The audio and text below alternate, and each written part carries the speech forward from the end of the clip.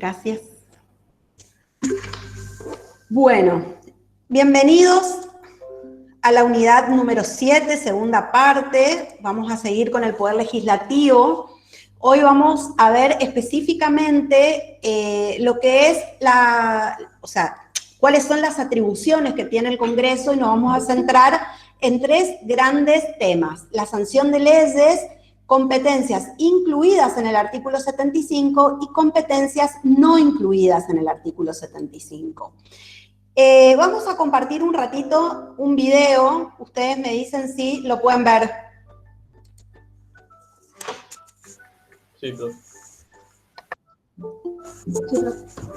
Puede presentar proyectos de ley uno o varios legisladores, el presidente de la Nación, los ciudadanos por iniciativa popular en la Cámara de Diputados.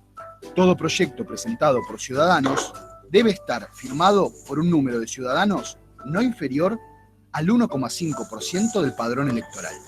Debe representar al menos a 6 distritos electorales. Si es admitido, el Congreso deberá darle expreso tratamiento dentro del término de 12 meses.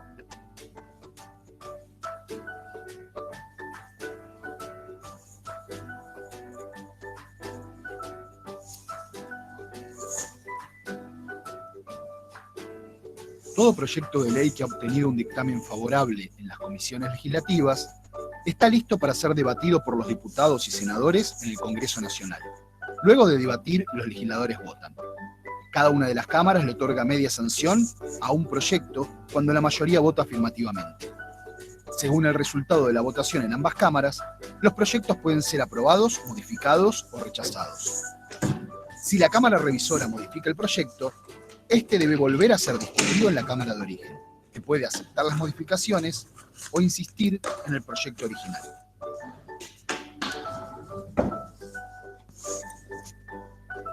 Si los legisladores rechazan un proyecto, este no puede volver a tratarse en las sesiones de ese año. Todo proyecto sancionado por el Poder Legislativo se comunica al Poder Ejecutivo para su promulgación.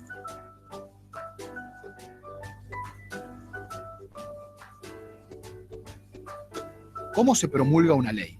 Un proyecto de ley que ha conseguido el voto de las mayorías en la Cámara de Diputados y en el Senado se considera sancionado, pero todavía no es una ley nacional. El Poder Legislativo debe enviar el proyecto al Poder Ejecutivo. El presidente tiene 10 días hábiles para promulgar la ley o vetarla, de forma total o parcial.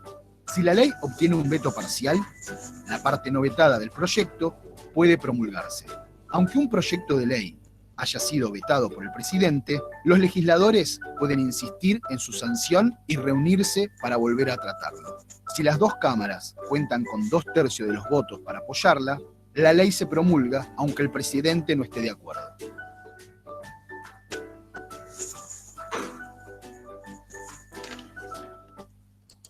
Bueno, como verán, es un video que es del Congreso de la Nación, el video, por eso elegí ese. Hay muchísimos videos sobre sanciones de leyes. Hay videos inclusive de paca, o sea, para chicos más chiquitos, acerca de cómo se sanciona una ley, pero este lo elegí porque justamente, como les comentaba la clase anterior, está en la página del Congreso de la Nación. ¿Qué vamos a tratar hoy entonces? Básicamente vamos a hablar en primer término de cómo se produce la sanción de las leyes, y fíjense que no por casualidad dice sanción de leyes, ¿sí? Porque como vieron en el video, esperen que vea, ahí está. Como vieron en el video, el Congreso sanciona leyes, pero una vez que las sanciona, estas leyes todavía no son obligatorias para los ciudadanos. Recién cuando son publicadas en el boletín oficial y la publicación está a cargo del Poder Ejecutivo, es que esa ley es obligatoria. Esta situación de formación de las leyes, donde intervienen tanto el Poder Legislativo como el Poder Ejecutivo, ¿a qué característica del sistema republicano de gobierno les hace acordar o ustedes podrían relacionarla? Pregunto para que puedan contestarme, abran micrófono, ¿sí? Las chicas anotan quién contesta, a ver.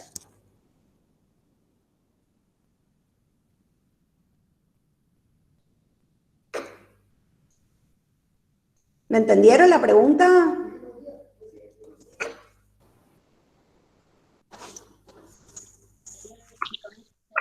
¿Podría repetir, profe, por favor?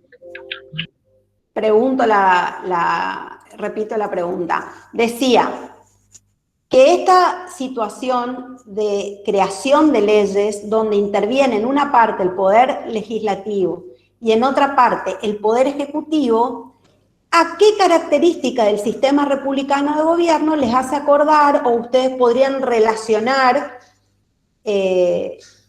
la situación de que hay en el proceso de creación de leyes la intervención de dos órganos del Estado, el legislativo y el ejecutivo?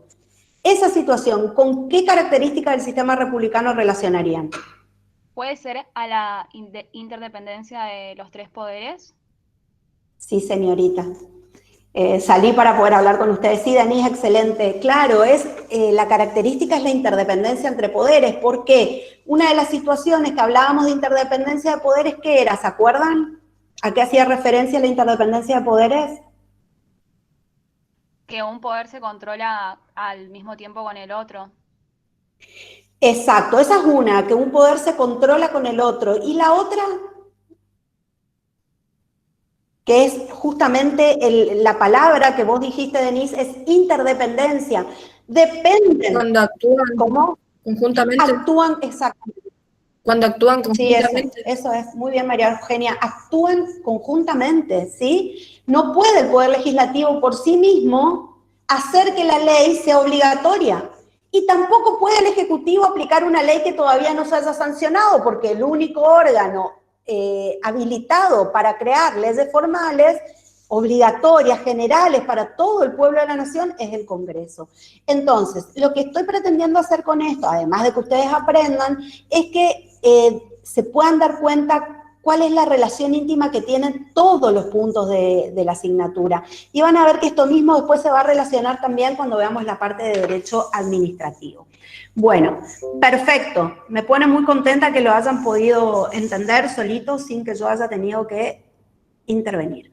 Bueno, vamos a seguir entonces, vamos a seguir y vamos a empezar con este proceso de cómo se forman las leyes en nuestro país.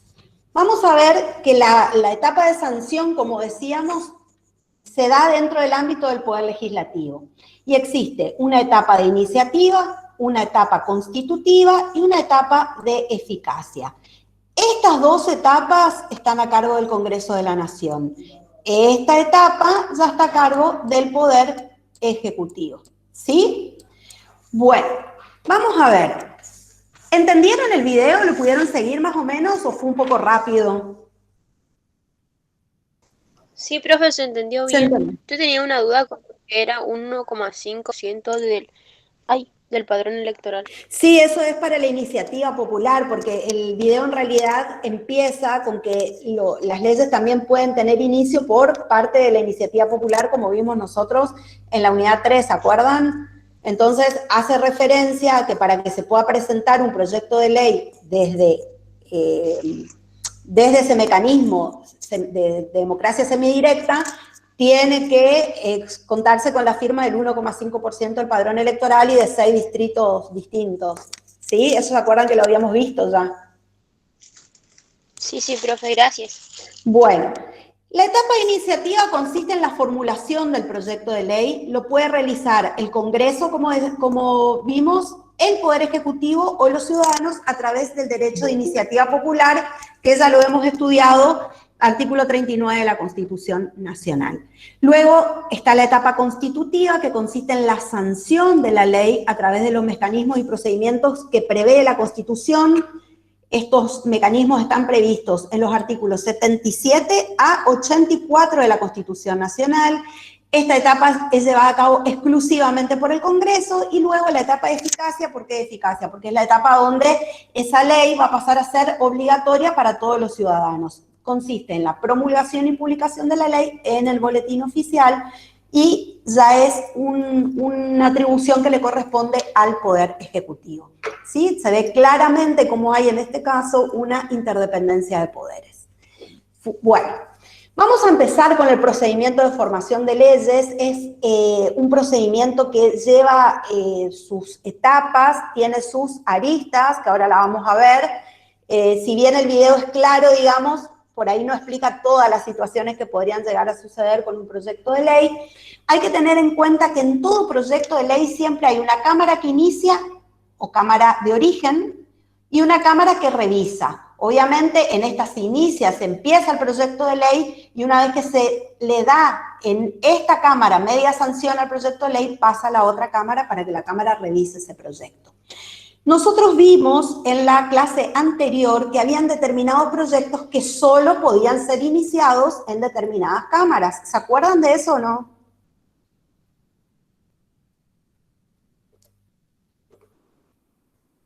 Sí, profe. Bueno, entonces, salvo esos proyectos de ley que tienen previsto ser iniciados en determinada cámara, el resto de los proyectos pueden iniciarse en cualquiera de las dos. Si tenemos, por ejemplo, como está pasando ahora, el proyecto de ley de presupuesto, ¿en qué cámara se tiene que iniciar? ¿La de senadores?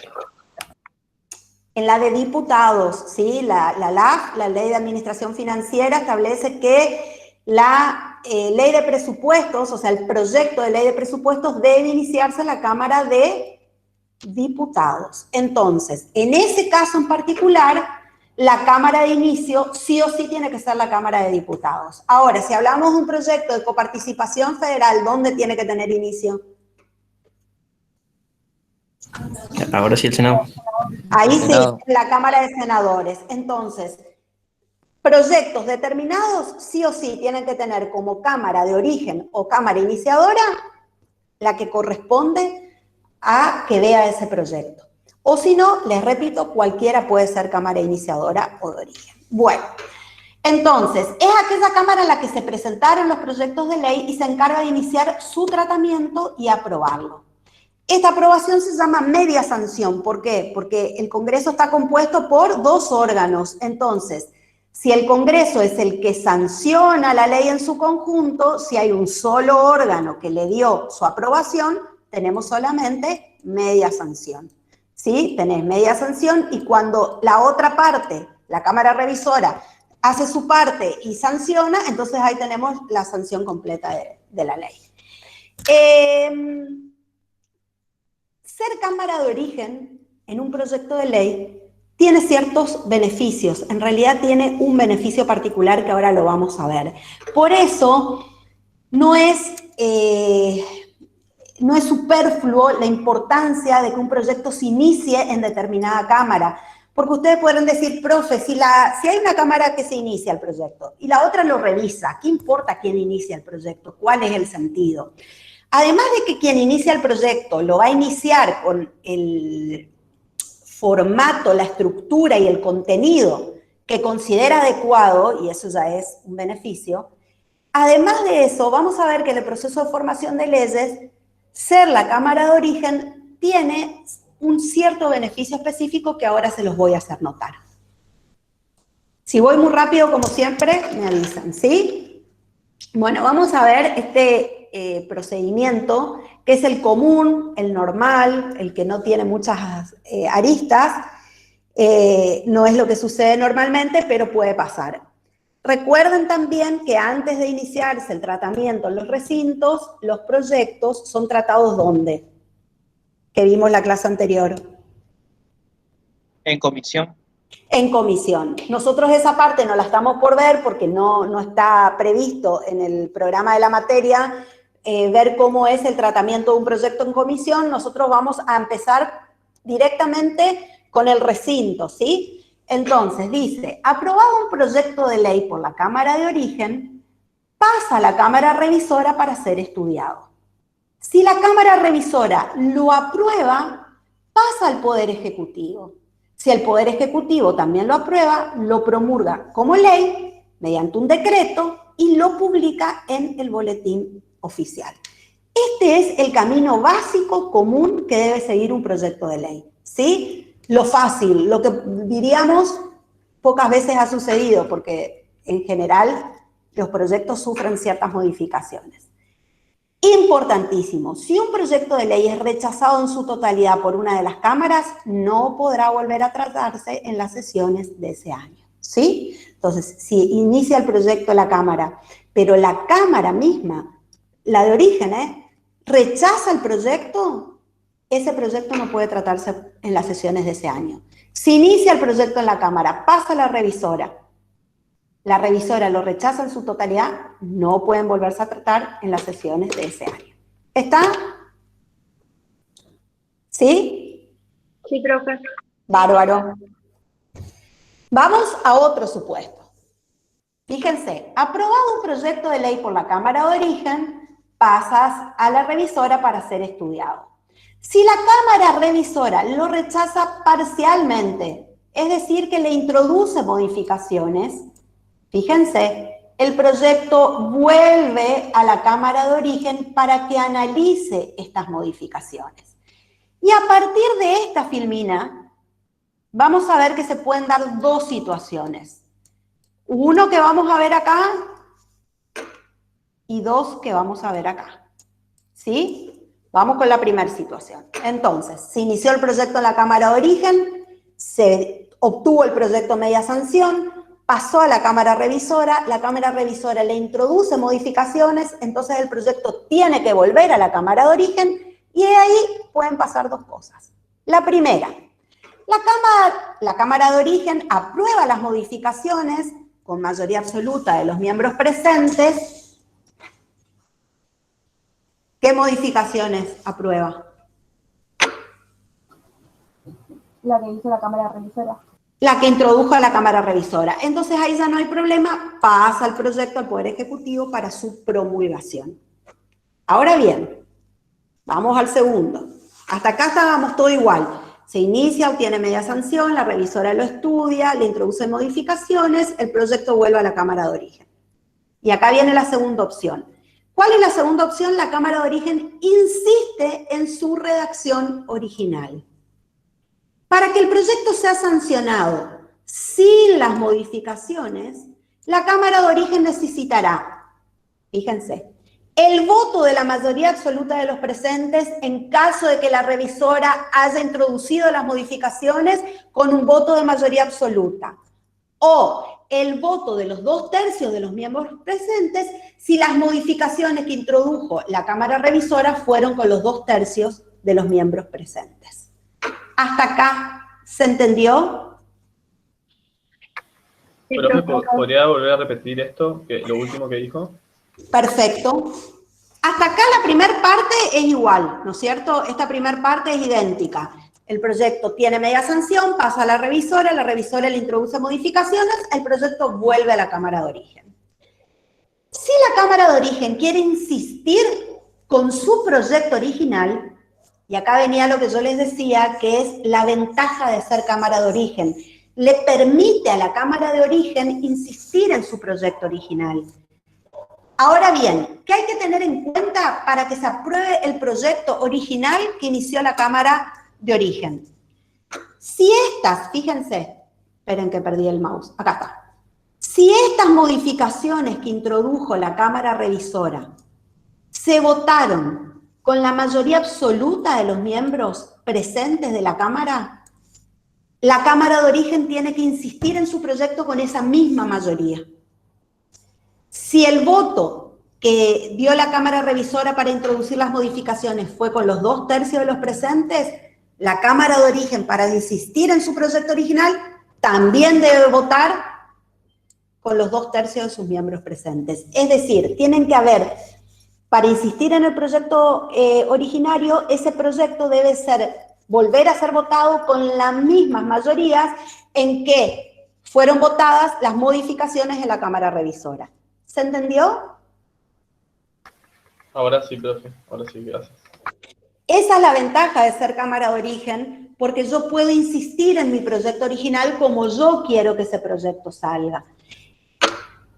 Ahora bien, si no logré las mayorías necesarias, el proyecto es sancionado con las modificaciones que introdujo la Cámara Revisora. Y ahí pasa el proyecto al Poder Ejecutivo para su promulgación.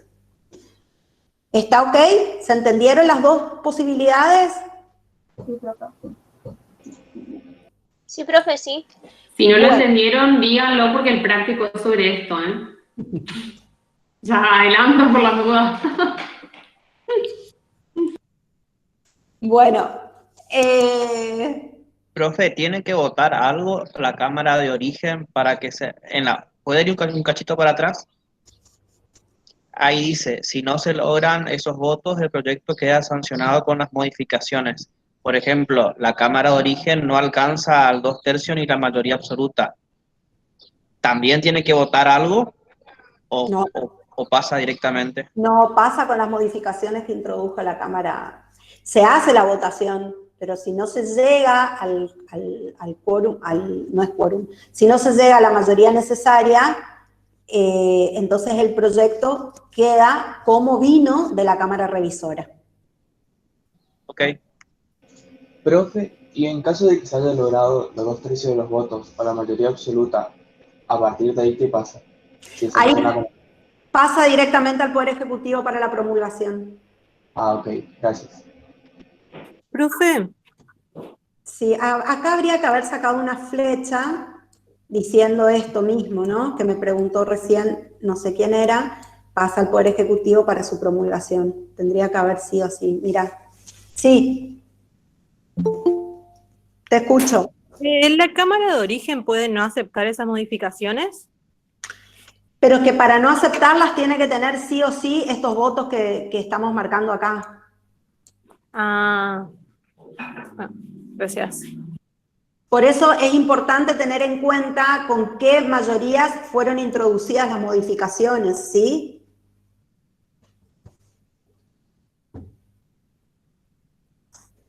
¿Sigo? Profe, una consulta, la última.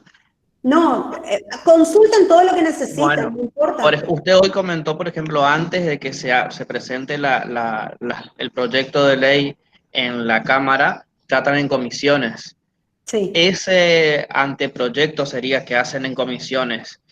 ¿Está votado o es un acuerdo tácito entre los legisladores? No, en comisión tienen, en comisión lo que tienen es, ay, se me fue la cabeza.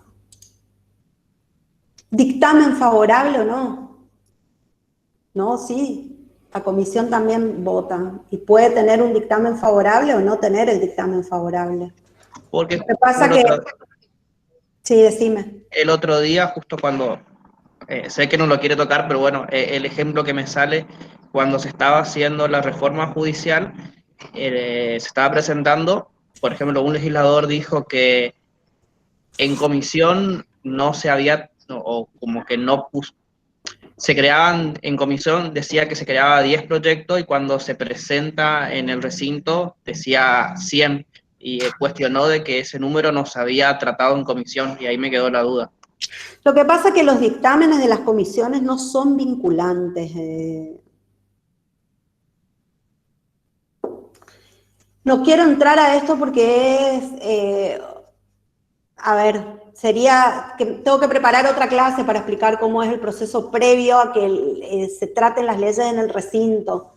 Si ustedes quieren y les interesa, para la clase esa del miércoles 5 de octubre, que no hay clase, sino que va a ser una clase de consulta, miramos y les explico cómo es el tratamiento en comisión de los proyectos.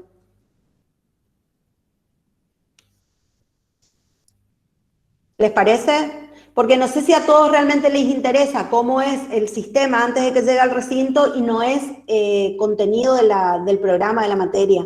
Como tengo que cumplir con el contenido del programa, entonces... ¿Me escuchan? Sí, profe, estaban poniendo por el chat que sí. Sí, profe. Que sí, que lo hacemos el 5 o que... bueno, ahora me dicen. Sigo, ¿les parece? Sí, profe, síganos. Bueno, sí, profe, síganos. Acá terminó el camino del Congreso de la Nación.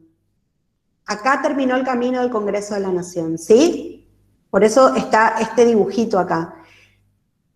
Lo que sucedió antes son estas situaciones que vimos, ¿sí? Básicamente vimos estas tres situaciones.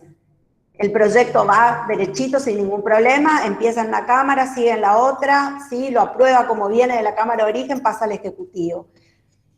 Aprueba el proyecto de la Cámara de Origen, pasa a la Cámara Revisora le introduce modificaciones y la Cámara de Origen aprueba esas modificaciones, pasa al Ejecutivo. La segunda insiste en el proyecto original y logra los votos necesarios, pasa para la promulgación al Ejecutivo. O sea que todo ese tratamiento se dio dentro del ámbito del Congreso. Entonces, este proyecto que llega al Ejecutivo, ¿cómo se llama?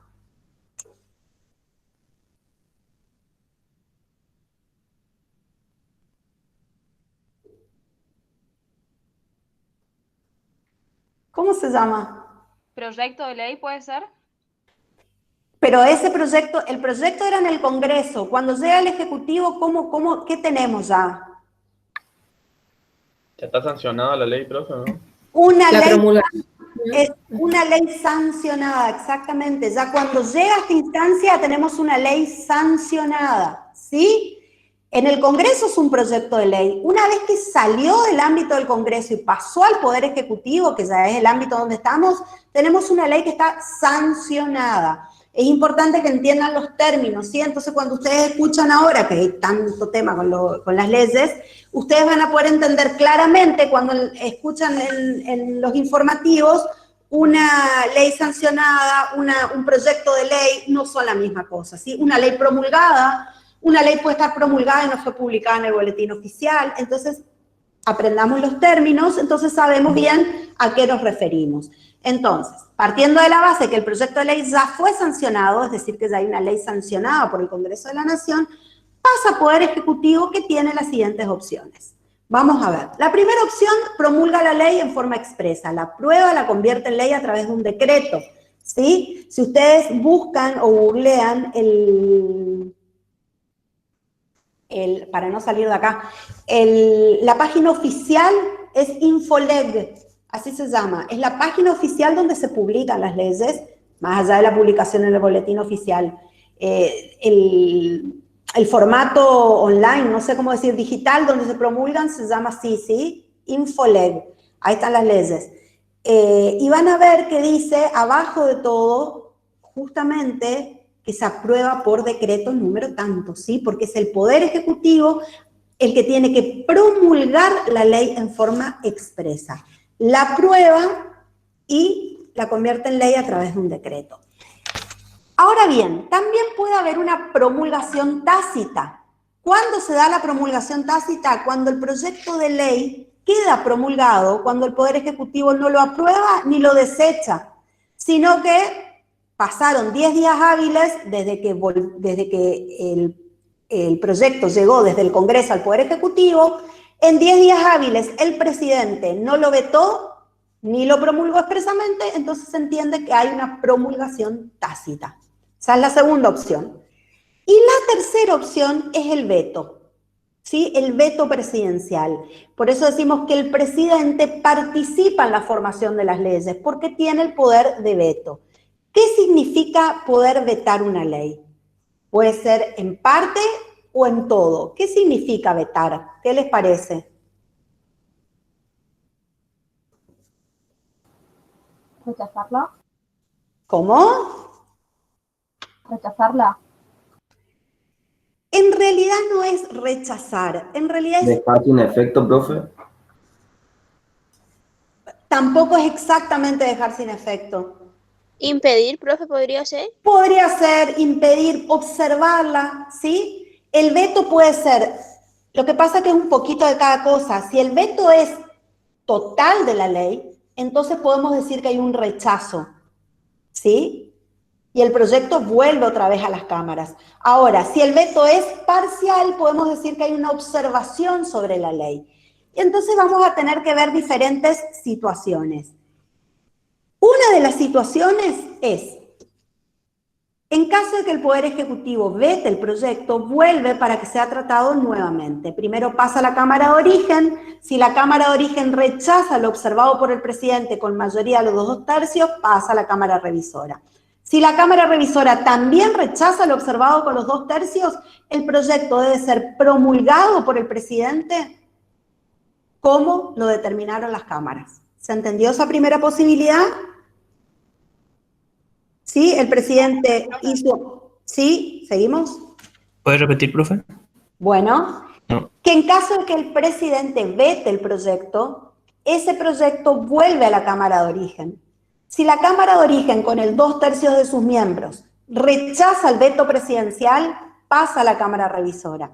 Si la Cámara Revisora, también con los 2/3, rechaza el veto presidencial, entonces el proyecto debe ser sancionado como lo determinaron las cámaras en su conjunto. ¿Se entendió? Sí, profe. Podríamos decir, Karin, que ambas cámaras tienen que rechazar en su conjunto con 2/3 o aceptar las modificaciones en su conjunto con 2/3, ¿no es cierto? Como para... Exactamente, exactamente. ¿Sí? Profe, Sí. y ahí el presidente tendría que promulgar la ley entonces. Y ahí el presidente tiene que promulgar la ley. ¿Y eso puede tardar mucho? Esos votos tanto en Senado como en el de diputados. Disculpame que no te escuché la primera parte. ¿Eso puede tardar mucho, dijiste? Sí. Y en general el proceso de formación de leyes tarda, salvo que sea una cuestión urgente, cosa que... por eso hay veces que hay cuestiones que son necesarias ser dictadas a través de decretos de necesidad y urgencia, porque el procedimiento de formación de leyes es largo, no es un procedimiento, no es así de un día para otro. Hay veces que ¿cómo? Gracias, profe.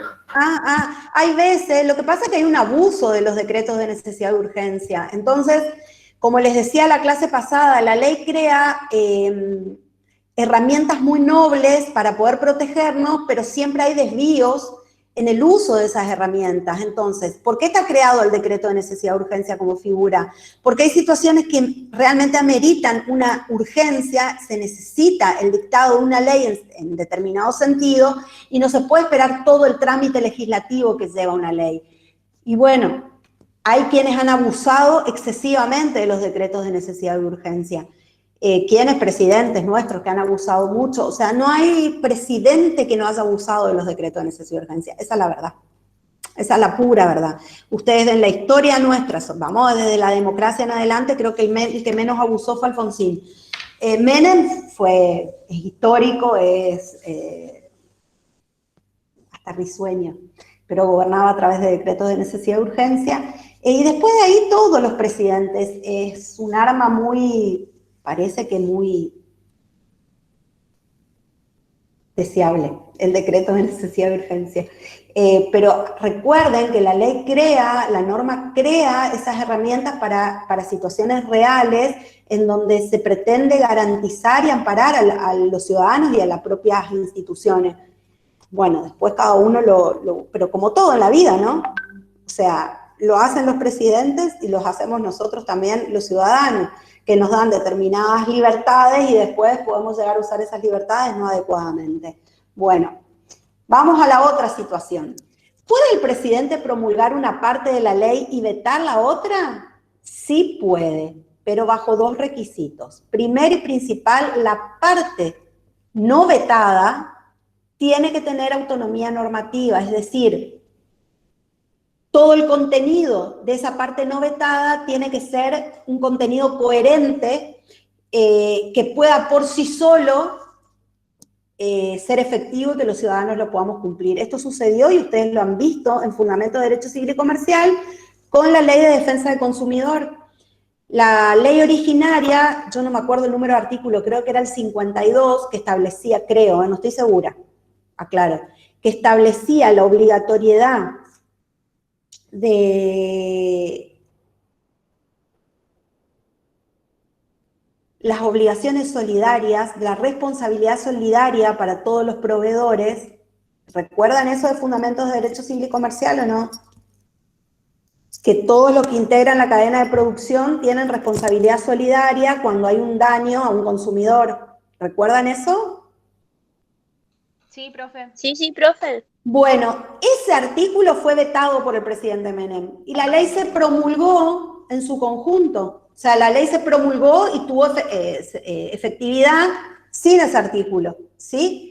Luego viene la reforma de la Ley de Defensa del Consumidor, 26.000 y pico, no me acuerdo de memoria, y se introduce nuevamente ese artículo que había sido vetado por el presidente Menem, ¿sí? Bueno, entonces lo importante era para dar un ejemplo de que se pueden vetar, hay miles de ejemplos, pero ese yo me acuerdo porque primero es importantísima la responsabilidad solidaria en lo que es los derechos de defensa del consumidor y segundo, di muchos años la materia, entonces me quedó grabado.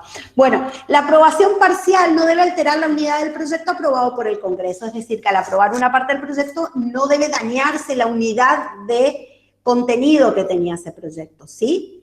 Ambas cámaras solo podrán votar por sí o por no respecto a las objeciones del Poder Ejecutivo sobre el proyecto. Si las cámaras no se ponen de acuerdo sobre las objeciones del Poder Ejecutivo, el proyecto recién se puede repetir en las sesiones del próximo año. Es decir, no empiezan las discusiones otra vez, se vota por sí o por no, solamente. ¿Se entendió?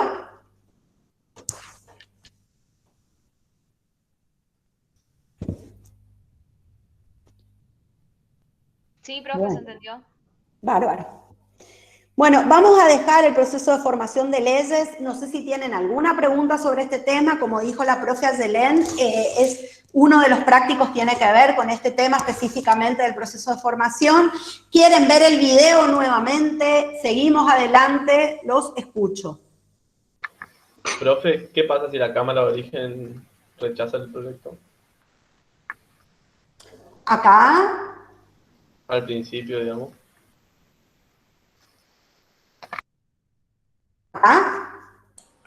Creo que se refiere a la primera vez si la Cámara de Origen rechaza, por ejemplo... no se puede volver a se tratar trata- no se puede volver a tratar en las sesiones de ese año. Si O cualquiera sea, de pasa las- lo mismo que si la Cámara revisora lo rechaza, digamos. Ah, bueno, gracias, profe. Exactamente. Bueno. Ayelén, vos sabés que estás con el micrófono prendido, ¿no? Es que no puedo desactivar, me vuelve muy nerviosa porque es que se me va el botón, ahí está, listo. Bueno, vamos con la delegación legislativa. Recuerden que la delegación legislativa está prohibida. ¿Qué es la delegación legislativa? Es cuando el Congreso de la Nación delega en el Poder Ejecutivo la atribución de crear leyes. Pero en nuestra Constitución esa delegación está prohibida. Es una prohibición que no es absoluta. ¿Por qué? Porque puede delegar funciones en el Ejecutivo cuando hay cuestiones relativas a la administración. ¿Por qué a la administración, chicos? Porque el encargado de la administración del país es el presidente. Entonces hay cuestiones que tienen que ver con cierta idoneidad, que no hay mejor órgano que el Ejecutivo que sepa acerca de qué se necesita para la administración. Entonces, en ese caso, como tiene relación la delegación con una atribución que es propia en realidad del Ejecutivo, la delegación legislativa no está prohibida. Cuando se traten de emergencia pública, ¿sí? Cuando hay una situación de emergencia pública, ¿cómo era? ¿La 25.561 era? Bueno, una ley de emergencia que en su momento dictó el Congreso de la Nación a favor del Ejecutivo y después se fue prorrogando esa misma ley, ¿sí? Tenía un término de un año y después se fue prorrogando. Las emergencias públicas, bueno, ahora hay una ley de emergencia pública también, no me acuerdo el número. Las leyes de emergencia pública pueden ser en relación a situaciones sanitarias, económicas, ¿sí? Ahora, bajo ningún aspecto, en ningún caso, en que sí proceda la delegación legislativa, el presidente puede legislar o reglamentar sobre materia tributaria, penal, régimen electoral, régimen de los partidos políticos, ¿sí? Y el tercer requisito es que la delegación sea por tiempo determinado según las pautas que establezca el Congreso, que es lo que les decía. En general se delega por un año y después van sucediendo prórrogas, ¿sí? Discúlpenme un segundo, un segundito.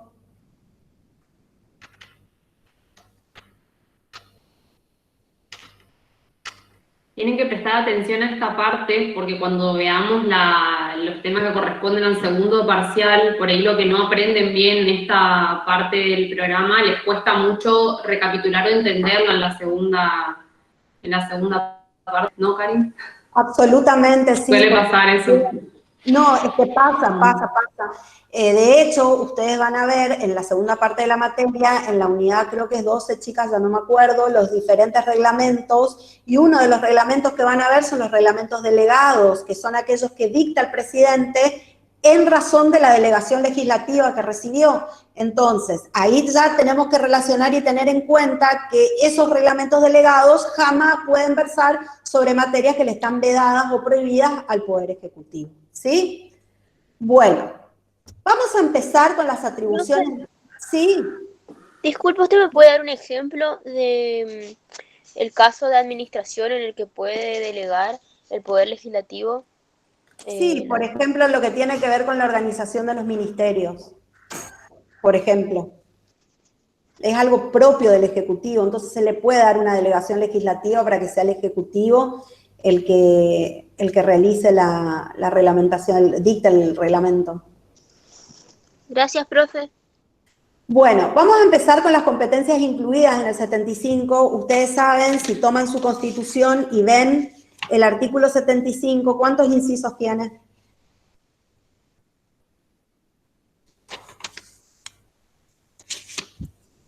¿Cuántos incisos tiene el artículo 75? 32. ¿Cómo?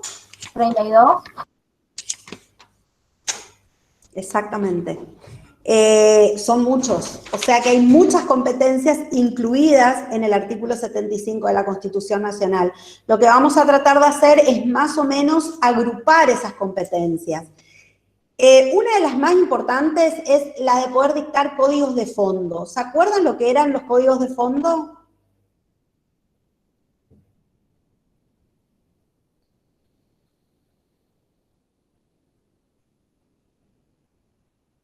El Código Civil, Penal. El Código Civil y Comercial, el Código Penal. ¿Por qué estos eran códigos de fondo? Porque ¿qué contenían?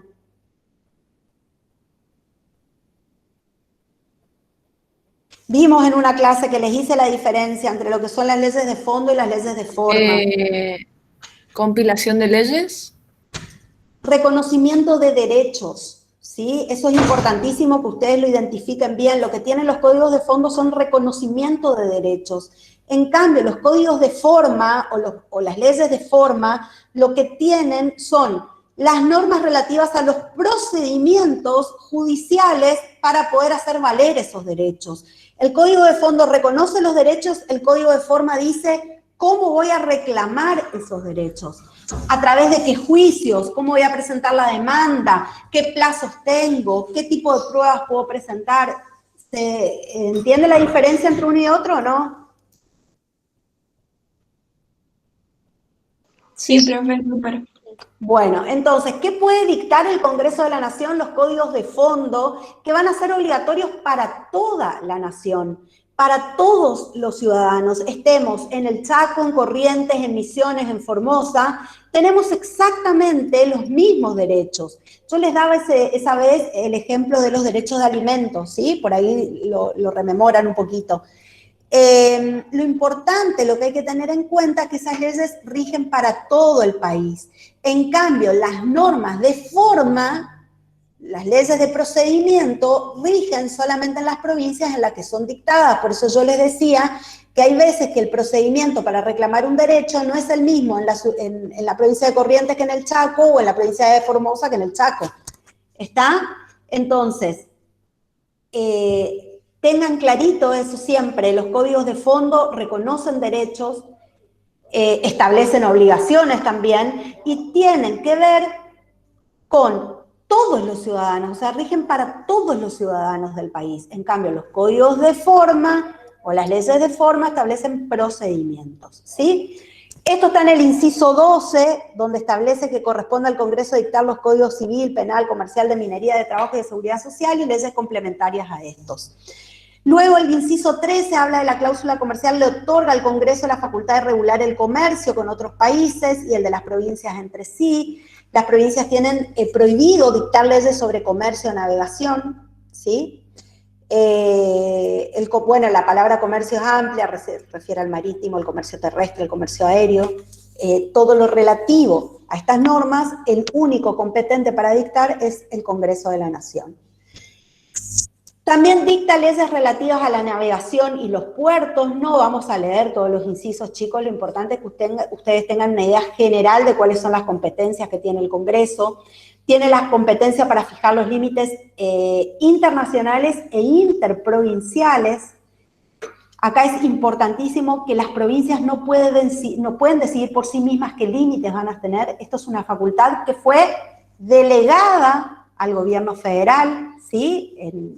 Acuérdense nuestro principio, que nuestra forma de Estado es federal, entonces las provincias han delegado ciertos poderes al gobierno de la nación y este es uno de los poderes. Las provincias no pueden establecer sus propios límites. Estos artículos ya vimos, ¿se acuerdan? Los incisos 18 y 19, ¿se acuerdan cuándo los vimos o no? A ver si se acuerdan. Competencia del Congreso de la Nación, que en realidad en este caso es concurrente con las provincias. Cuando vimos que la parte de que, acá está el dibujito.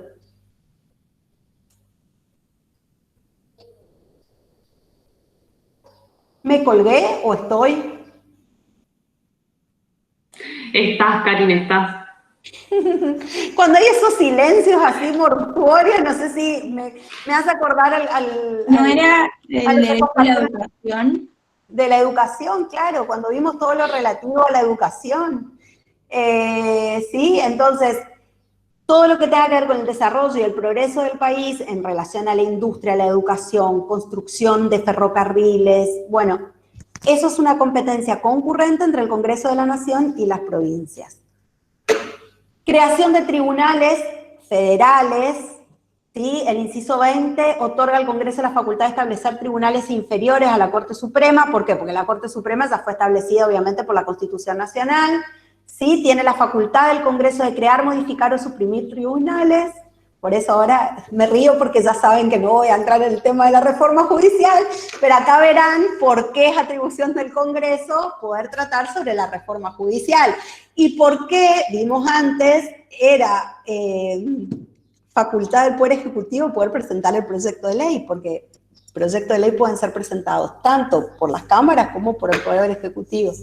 Bueno, relaciones internacionales, el Congreso es el que tiene la atribución para aprobar o desechar los tratados. ¿Esto cuándo lo vimos? Les estoy por relacionar la materia con todo porque se viene el parcial, así que no es ocioso lo que estoy haciendo. Es a propósitamente, diría el Chavo del 8. A propósitamente estoy relacionando todo, porque hoy con las chicas vimos las fechas y demás y a nosotras nos agarró nervios. Las primeras unidades de atribuciones del Congreso y eso. En las primeras unidades sí, hasta ahí vamos bien. Vimos en la unidad 2, ¿qué vimos sobre los tratados internacionales? Que tienen Con la jerarquía constitucional. Jerarquía constitucional y que el presidente es jefe de Estado y por eso nos representa con otras naciones, ¿puede ser? Hasta ahí vamos bien, pero en relación al Congreso, el presidente, bien ahí Denise, el presidente, jefe de Estado, nos representa con otras naciones, entonces el encargado de celebrar el tratado. Pero ese tratado, una vez celebrado por el presidente, ¿qué tiene que hacer? El Congreso lo tiene que aprobar. Y si el Congreso no lo aprueba, ¿qué viene ahí?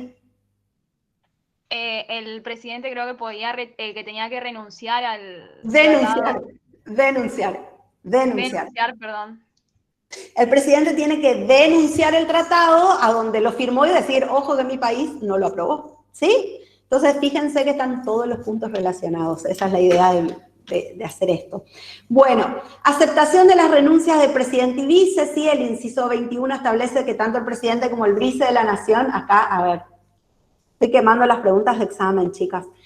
Acá, aceptación de renuncia del presidente y vice. Era una situación casi única en que ¿qué pasaba con las cámaras para aceptar la dimisión del presidente vice de la Nación? Me estoy divirtiendo. Se unían, profe, creo. ¿Cómo se llamaba eso?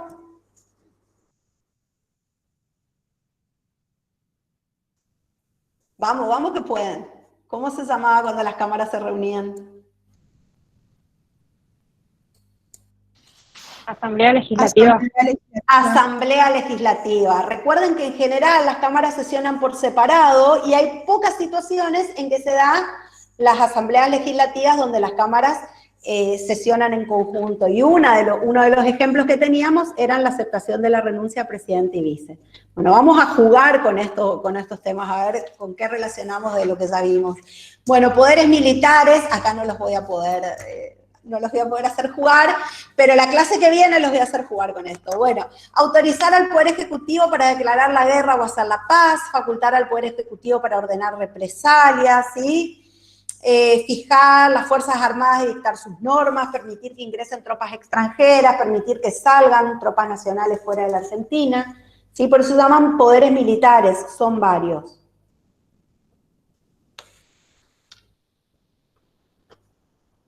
No me colgué. Son esas cosas que a las madres nos tocan hacer en los horarios que estamos dando clases y la delegación legislativa que yo hice no fue entendida. Yo delegué, pero no me comprendieron la delegación. Bueno, declaración de estado de sitio, ¿se acuerdan cuándo el Congreso tenía facultades para declarar el estado de sitio?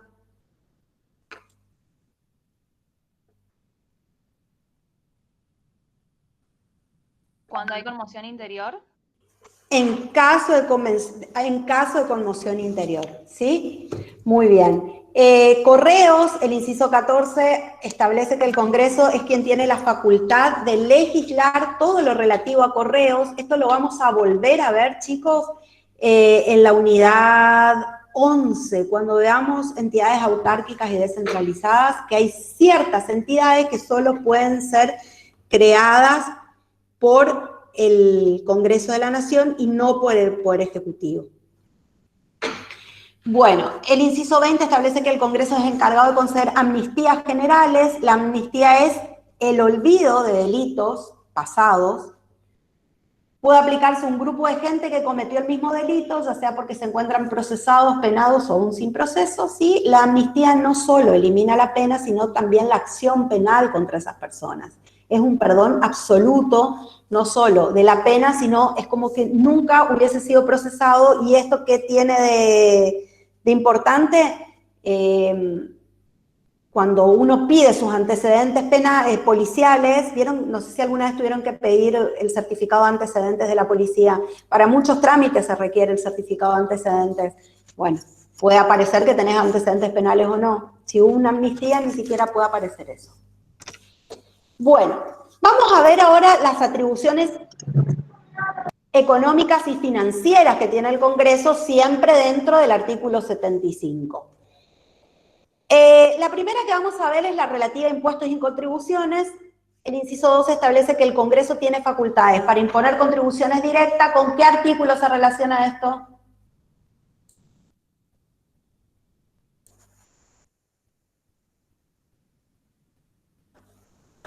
Ya lo vimos. ¿Con qué artículo se relaciona esto?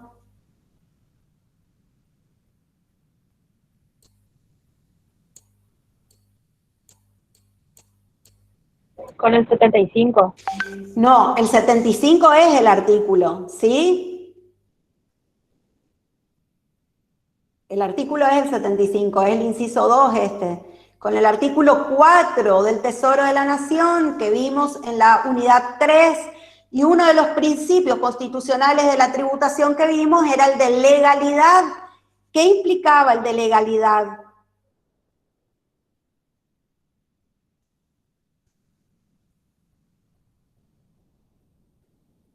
Que los impuestos podrían ser solo establecidos por ¿quién?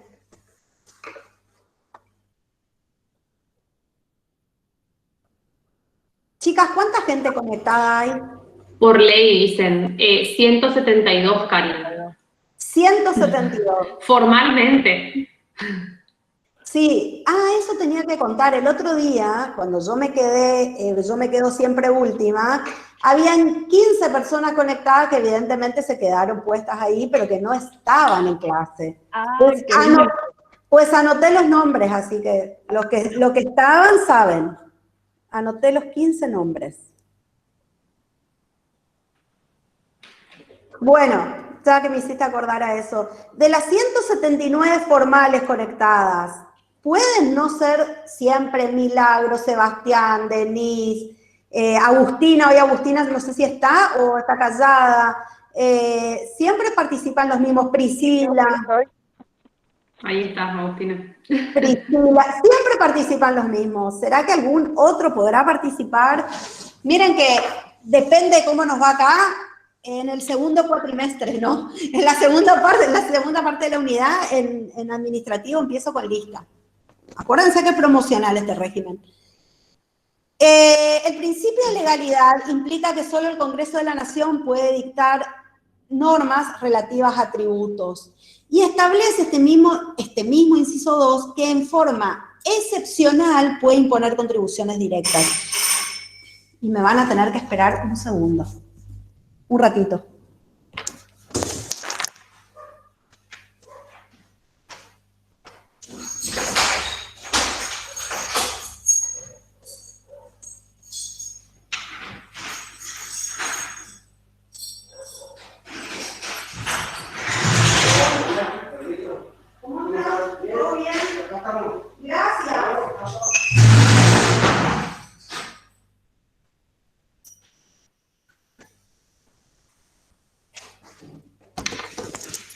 Bueno, acá sigo. Fue una confusión la que tuvieron con las contribuciones directas. ¿Por qué? Porque es verdad que de manera excepcional el gobierno nacional puede imponer contribuciones directas porque en realidad es una atribución que le corresponde primigeniamente a las provincias. Lo que pasa es que la práctica ha hecho que estas contribuciones directas, como lo son el impuesto a las ganancias o el impuesto a los bienes personales, hayan quedado de manera permanente estatuidos desde 1930 y pico, decíamos. Entonces eso generó cierta confusión.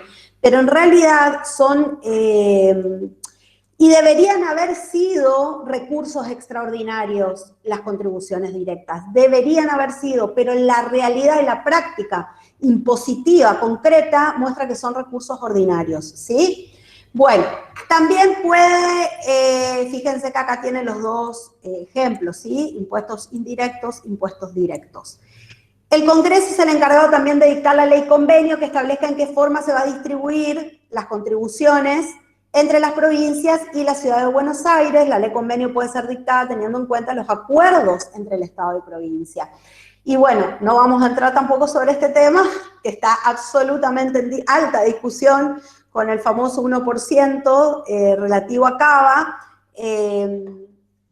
pero sería muy interesante que ustedes, que son los que tienen el enfoque, porque ustedes están estudiando justamente, si no es contador público, las licenciaturas, que desde su enfoque tan particular y mucho mejor incluido, o sea, creo que mejor que el nuestro como abogadas, que ustedes vean a ver qué de constitucional o inconstitucional tiene la situación que está sucediendo en este momento entre la Nación y Cava. Con los antecedentes, porque en realidad recuerden que esto empieza en el gobierno del presidente Macri, donde hay un traspaso de la policía a Cava, y entonces ahí hay un traspaso también de contribuciones. O sea, desde el inicio del proceso hasta ahora, si lo pueden leer y estudiar, sería buenísimo, porque el enfoque de ustedes es enriquecedor, mucho mejor que el nuestro. Bueno, en cuanto al régimen aduanero, el inciso 1 establece que al Congreso le corresponde dictar leyes sobre aduanas y dictar leyes sobre importación y exportación. Esto implica que no pueden haber aduanas provinciales, ¿está? Entonces, es otra facultad que delegaron las provincias en el gobierno nacional. Empréstitos y operaciones de crédito, ¿dónde vimos esto? ¿Qué tipo de recursos eran los empréstitos? ¿Ordinarios o extraordinarios? Extraordinarios.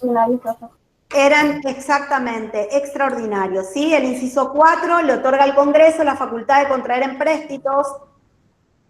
Todos ponen en el chat que son extraordinarios. Igual hubieron varios grupos que no identificaban claramente este recurso con un recurso extraordinario, digamos, como que tenían dudas, pero sí, son extraordinarios. O sea que buenísimo que lo volvamos a confirmar, son recursos extraordinarios. La facultad para contraer empréstitos realmente le corresponde al Congreso de la Nación, ¿sí?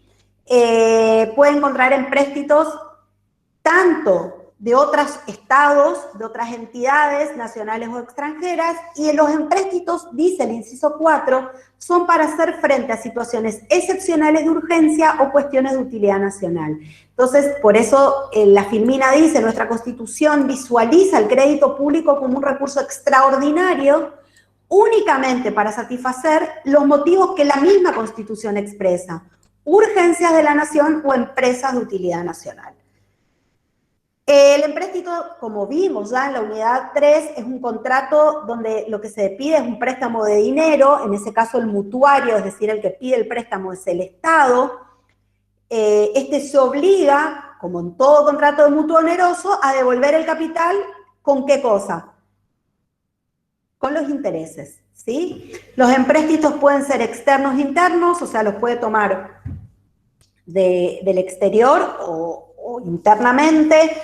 Como decían, puede ser de otros estados, pueden ser de entidades, como por ejemplo el Fondo Monetario Internacional, pueden ser voluntarios, que es lo ideal, que sea voluntario, o sea, que la entidad que elija lo preste porque quiere prestarlo, o puede ser forzoso, como hubo situaciones en nuestro país donde se estableció un empréstito forzoso, entonces el Estado toma dinero de determinadas personas y después vienen lo que son los famosos bonos, después devuelve ese dinero a través de bonos que ingresan dentro de lo que es el comercio relativo, lo mercantil en relación a las acciones y demás, ¿sí?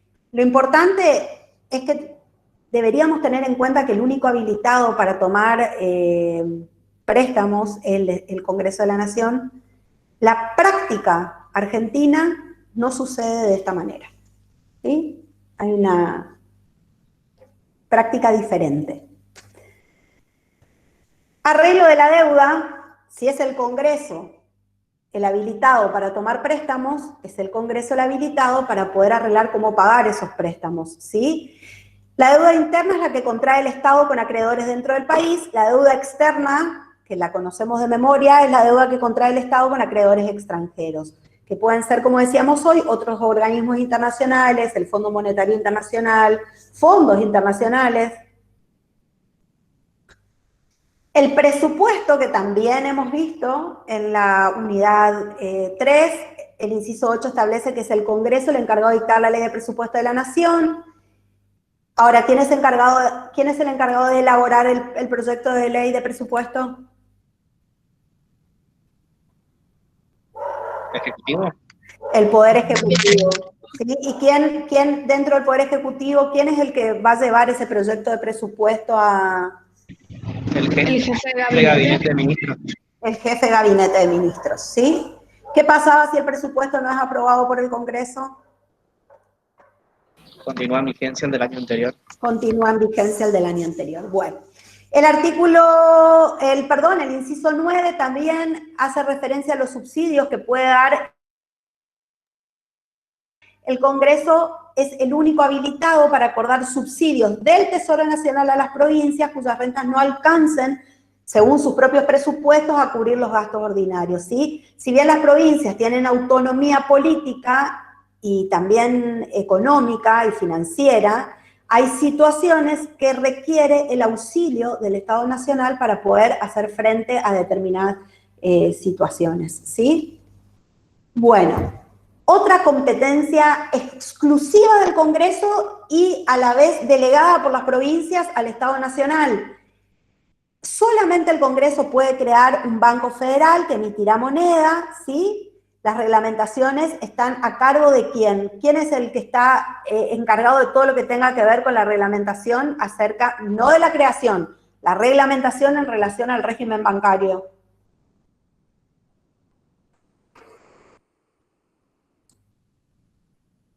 El Banco Central. El Banco Central.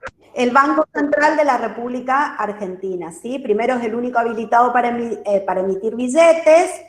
El Congreso es el quien debe autorizar esas emisiones y las provincias no pueden acuñar monedas. ¿Sí? Por eso les decía que es una competencia delegada al gobierno federal. Bueno, hasta acá las competencias del 75, es decir, que están incluidas en el artículo 75. Vamos a ver, vamos ahora a ver las competencias que están fuera del 75, pero dentro de la propia Constitución. Fíjense, el artículo 30, que ya lo hemos visto, en la unidad 2, ¿qué etapa? Fíjense, pregunta de examen. A ver, ¿quién la contesta? Anoten, chicas, quién contesta, por favor. Le voy a regalar un punto. Al que contesta bien le regalo un punto en el examen. Un punto es mucho. La pregunta es, en el proceso de reforma constitucional, ¿en qué etapa de ese proceso interviene el Congreso de la Nación? ¿Cómo se llama la etapa en la que interviene el Congreso en el proceso de reforma constitucional?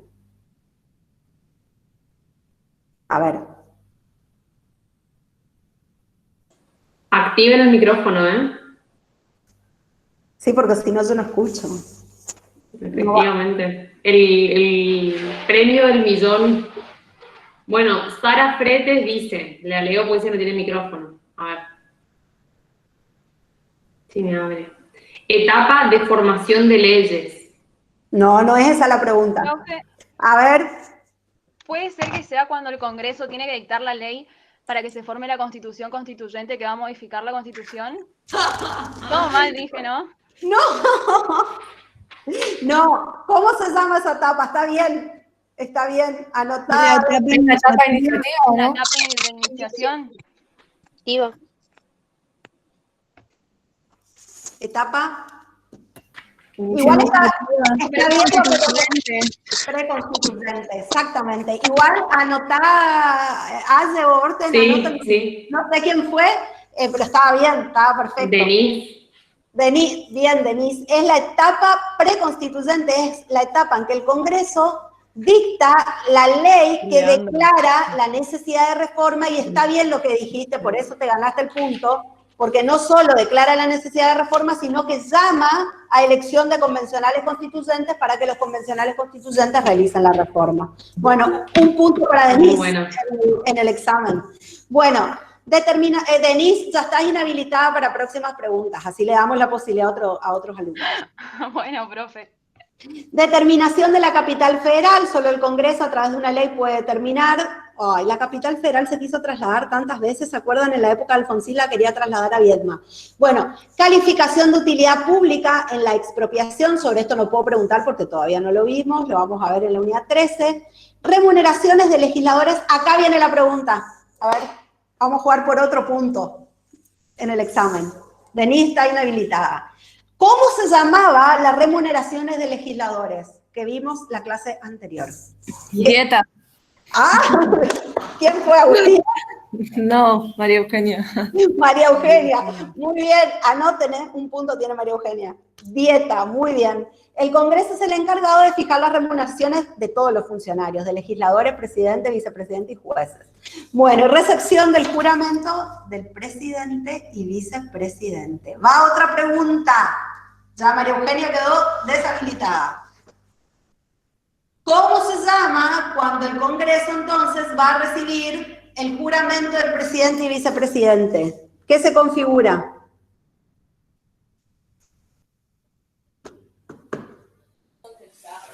Una asamblea legislativa, profe. ¿Quién fue? Juanma Castillo. Bueno, Castillo, te ganaste el punto. Fíjense qué fácil les hago ganar puntos. Es acordarse y estar atentos nomás. Bueno, Vamos a ver, vamos a entrar al último punto de esta unidad, que es el juicio político. El juicio político tenía que ver también con un sistema con una característica del sistema republicano, ¿no es cierto? ¿Se acuerdan? A ver, por otro punto. A ver quién contesta. ¿Cuándo vimos el juicio político? Tiene que contestar, esperen, no contesten, tienen que contestar dos cosas. Primero, ¿con qué característica del sistema republicano? Primero eso, a ver, ¿quién contesta? Y esa persona que conteste me tiene que contestar otra pregunta, porque está muy fácil. A ver.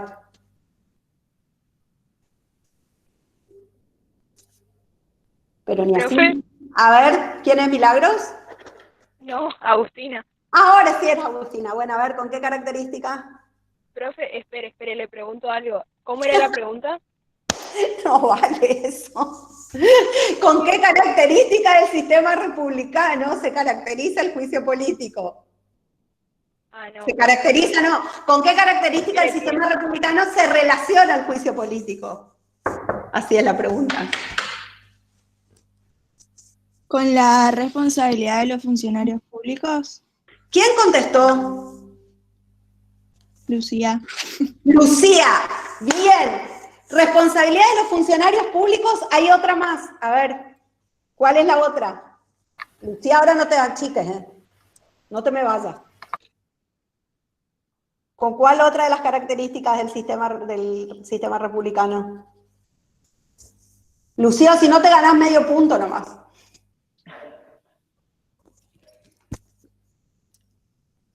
Ay, esto no sé, con la publicidad de los actos de gobierno. No. Igualdad ante la ley, profe. Medio punto es medio punto, ¿no? Profe, ¿puedo decir lo que me parece a mí? Bueno, pero no te ganás más puntos. Dale. Para mí es con la edad. No, dicen que no tus compañeros. Dicen que Bueno. no, porque quieren ganar. A ver. No, yo tengo que salir de acá para divertirme mientras veo las claras, porque si no, no vale. A ver, con la soberanía popular. ¡No! No vale escribir en el chat. No vale escribir en el chat. A ver. Sí, Débora, activa tu micrófono. A ver, ¿estás, Débora? ¿Podés activar el micrófono?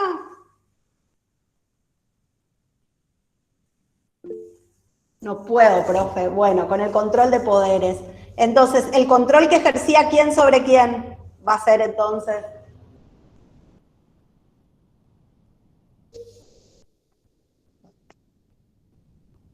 En este caso. No, si estamos viendo el Poder Legislativo. Sara, te ganaste medio punto. Ahí estamos. Sara Fretes, ¿quién está anotando? Sara Fretes, medio punto. ¿Sí? Ahí, bárbaro, espera. Débora, medio punto. Y Lucía, medio punto. Bueno, no, chicos, se relaciona con el control e interdependencia de los poderes. Acuérdense que el Poder Legislativo controla tanto al Ejecutivo como al Judicial a través del juicio político. ¿Por qué? Porque es el Poder Legislativo, opciones de puntero, es el Poder Legislativo el que tiene la atribución de enjuiciar al presidente de la Nación, a los miembros de la Corte Suprema de Justicia, a ministros y jefe de gabinete de ministros y al vicepresidente de la Nación. ¿Sí? Entonces, ¿por qué es necesario el juicio político?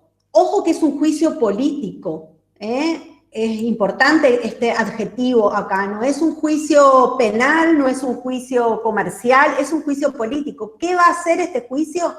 Va a remover, por decirlo de alguna manera, dos privilegios. Uno, el de la inamovilidad de las funciones, que significa que estos funcionarios no pueden ser destituidos. Y la segunda, la inmunidad de la jurisdicción penal, que significa que mientras están cumpliendo el mandato no pueden ser enjuiciados. ¿Cuál es la finalidad entonces del juicio político? Separarlo, por eso es político, del cargo para que quede libre de esos dos privilegios y así poder someter a ese funcionario a juicio si correspondiere como cualquier persona común. Por eso dice claramente la Filmina que la finalidad del juicio político no es castigar al funcionario, porque no es ese el objetivo. El juicio político es sacarle al funcionario de los privilegios de inamovilidad e inmunidad para que sea sometido a la jurisdicción como cualquier ciudadano común. El juicio político es llevado a cabo por ambas cámaras. La Cámara de Diputados es la que acusa al funcionario ante el Senado, debe aportar las pruebas hasta el dictado de la sentencia. La Cámara de Senadores es la que va a dictar la sentencia. Por eso dice que la Cámara de Diputados actúa como si fuera un fiscal en un juicio penal, porque el fiscal es el que tiene que aportar las pruebas, el que tiene que hacer los alegatos mostrando de por qué esa persona imputada de determinado delito es culpable o no. En este caso, acuérdense que el sentido del juicio político es poder quitarle los privilegios. Para poder acusar es necesario que 2/3 partes de los miembros presentes voten a favor de dicho juicio. La Cámara de Senadores es la que actúa como juez, porque es la que se encarga de juzgar a ese funcionario que es acusado por la Cámara de Diputados. El funcionario tiene facultades para defenderse, porque acuérdense del artículo 18 de la Constitución Nacional, todos tenemos derecho de defensa, ¿sí? Y para condenarlo y separarlo del cargo, la Cámara de Senadores necesita el voto de las 2/3 partes de los miembros presentes. Si no, el funcionario podrá seguir en su cargo, queda absuelto.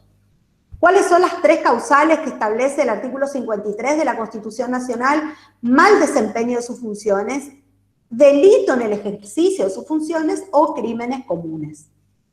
En los crímenes comunes es muy parecido en este sentido al desafuero también, que es cuando el juez el que pide que se le quiten los privilegios al funcionario para que ese funcionario pueda ser enjuiciado. Si el acusado es declarado culpable, el fallo tendrá los siguientes efectos. Se lo destituye al funcionario en cuestión. También se lo puede declarar incapaz para ocupar en lo sucesivo empleos de honor, de confianza o a sueldo de la nación, es decir, que en lo sucesivo queda inhabilitado para ocupar cargos públicos. A partir de su destitución, el exfuncionario puede ser sometido a juicio común ante los tribunales ordinarios de la nación como cualquier persona común. Ok, creo que finalizamos, sí. Bueno, es una linda unidad, tiene mucho contenido, tiene mucha relación con las otras unidades, así que espero que la hayan comprendido. ¿Alguna pregunta, chicos?